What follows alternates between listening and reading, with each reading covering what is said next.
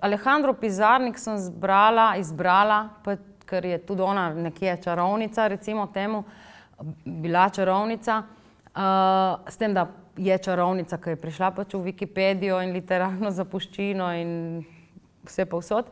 Ampak predvsem sem zbrala njen citat njenega dela oziroma njeno delo, njeno pesem, zaradi tega, ker mi je kot pesnica izjemno blizu.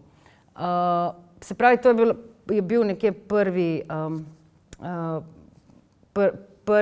poriv, ali kaj bi rekla, ja. Se pravi, ker mi je kot pesnica izjemno blizu. Potem pa to konkretno pesem sem izbrala predvsem zaradi tega, ker je pač, ja, strah me je skrila, kaj bo storila, skrila se bom v jezik. Se pravi, na nek način pišem, recimo, zdaj, če čisto osebno odgovorim, se pravi, pišem o stvareh zato, ker se jih bojim, recimo. Na primer, svoj strah na nek način skrivam v svoj jezik. No, nekako tako zelo, bom rekla, počez in banalno interpretirano, ampak tako ta pesem mi je zelo blizu in ja, seveda odraža potem tudi oziroma pač zasnovo nekje besedila.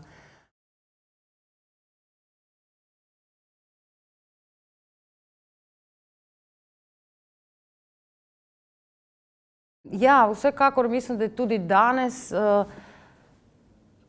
pač so te stvari, se pravi, recimo nekje mržnja do žensk oziroma podcenjevanje žensk, pač neka superiornost v odnosu recimo moškega sveta, bom rekla ne posamičnega moškega, ampak recimo moškega sveta do ženske, je še danes zelo, bom rekla, pereča, ampak kljub vsemu jaz mislim, vsaj kot jaz razumem to besedilo, ni ciklično oziroma mislim, da se ne konča v tem smislu, vedno in povsod je tako in pač proti temu ne moremo ničesar, pač to je neko stanje stvari, ki se ne zmore, ne da razrešiti, ne vem kaj, vozel nerazrešljiv.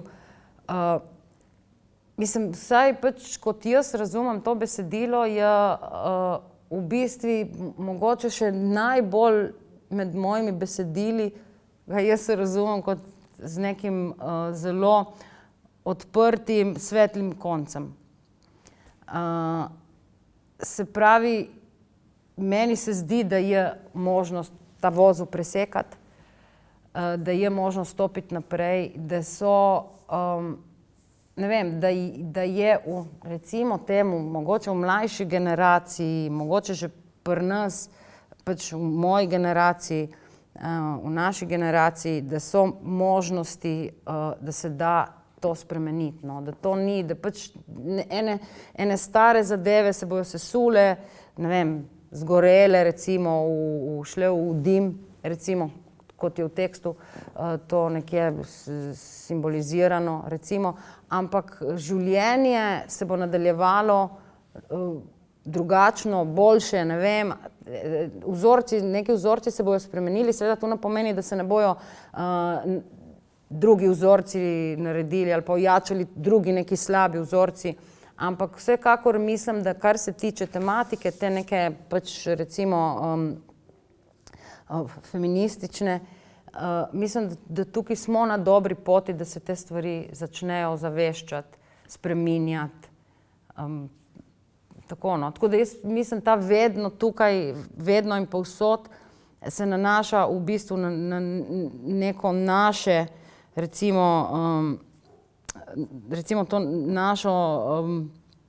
naše okolje in na te naše neke vase zazrte ali pa v eno stvar zazrte matrice, medtem ko kar vse skupaj je pa pač na koncu po moji presoji ima nek optimizem, no.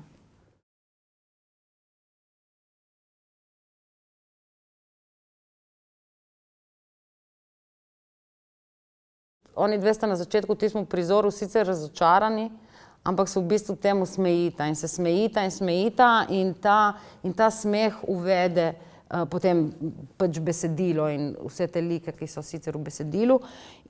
Ampak potem, ko ti liki vsi, recimo temu, ko jih vzame dim, se ti 12-letni deklici še vedno smejita. In tu se mi je zdelo pač pomembno, no.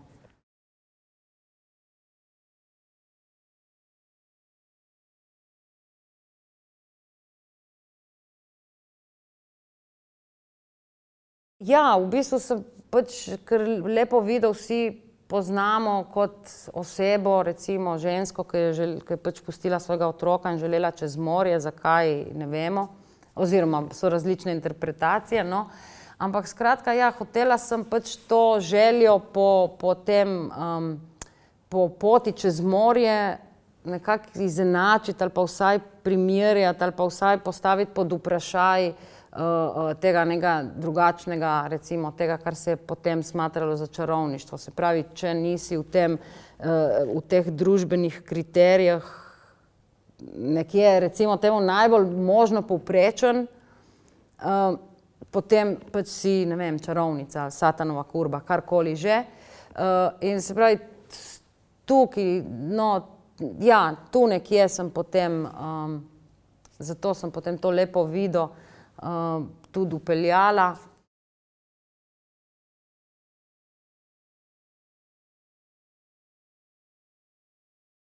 Ja, zdaj recimo prva je bila ta Marina Češarek, recimo, to je pač ta zadnji proces čarovniški na Slovenskem, recimo, se pravi prav res čarovniški proces, kjer sem v bistvu uporabila zelo te nazorne opise, na kakšen način so jih pregledovali, pa tudi prav ta sodnik, ali kaj je že ta nek prav sodnik si je osebno, mislim, da jih pregledoval, tudi če v bistvu tu ni bilo pravilo, ampak je pač zlorabljal to moč, no.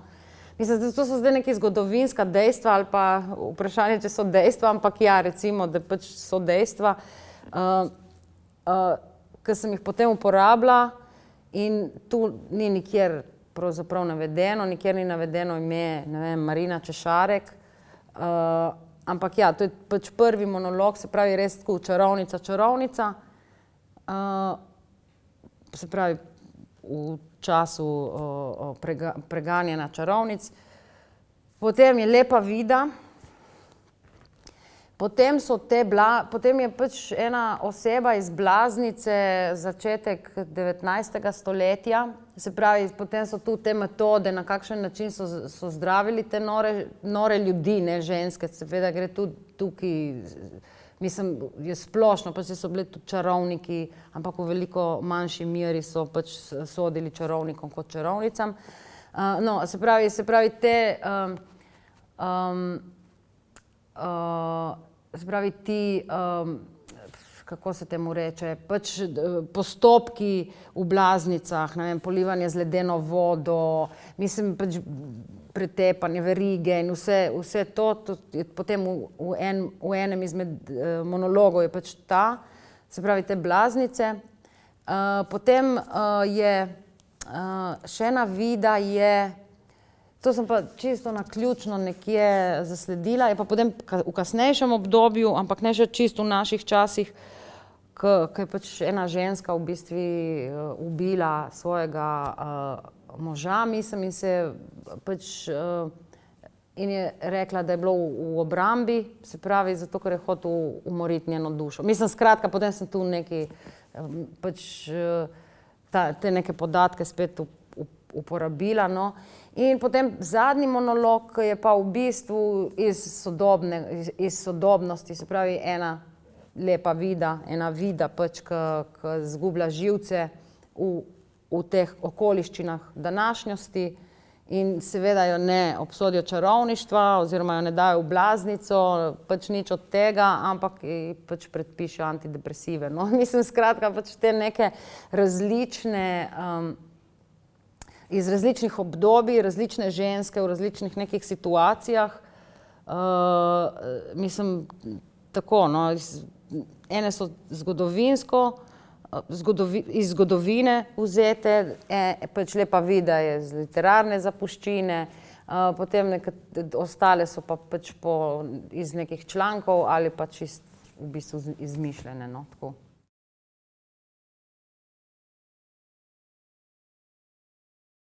Ja, v bistvu na začetku je bil nabor res ogromno nekih likov in potem v bistvu se nisem čisto znala odločiti, na kakšen način bi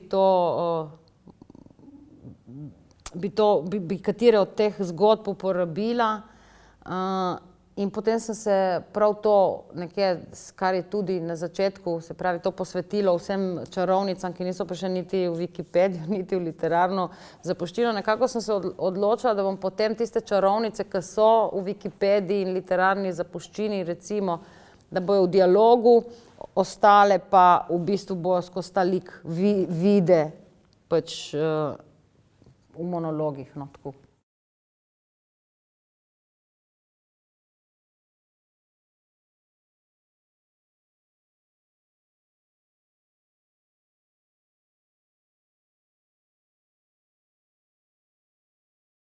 Mislim, absolutno sem se s tem v bistvu želela, no, igrati. In sem se trudila pravzaprav poriniti do pač te ekscesno obnašanje do, ne vem, zadnjega roba, recimo temu sprejemljivega. In seveda ta inkvizitorka je pač tista, ki nadzoruje dogajanje, želi nadzorovati, no, seveda pač čarovnice uidejo izpod kontrole.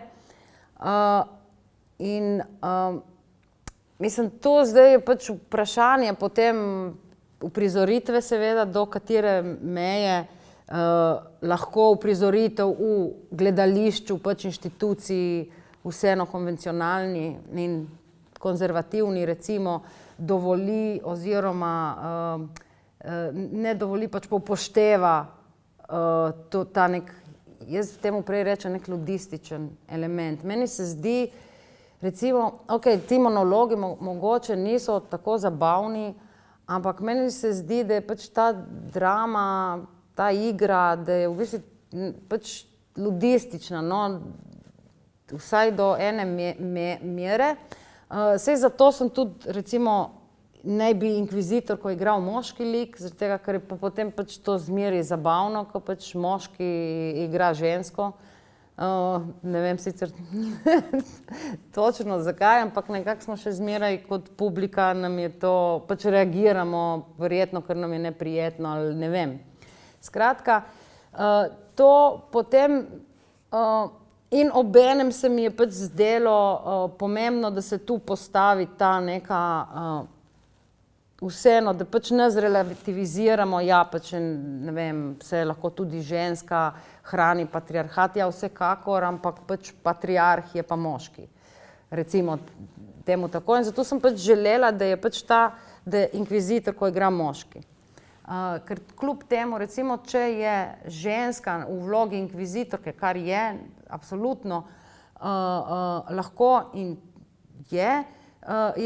je to glas moškega sveta. Kljub temu, da je ženska, kljub temu, da pač je, če zdaj pristajamo, zdaj ves čas se pogovarjamo o tem binarnem spolu, ampak ja, kljub temu, da je ženska, recimo, govori skozi v imenu, ne skozi, ampak v imenu moškega sveta. Zato sem želela pač, zato želim pač, da je ta inkvizitorka, da jo igra moški. No, skratka. In ja, potem pač, da se preiskuje te meje sprejemljivega, dovoljenega in tako naprej, no. Tudi tokom, se pravi, uprizarjanja vaj, uprizoritve same, ja.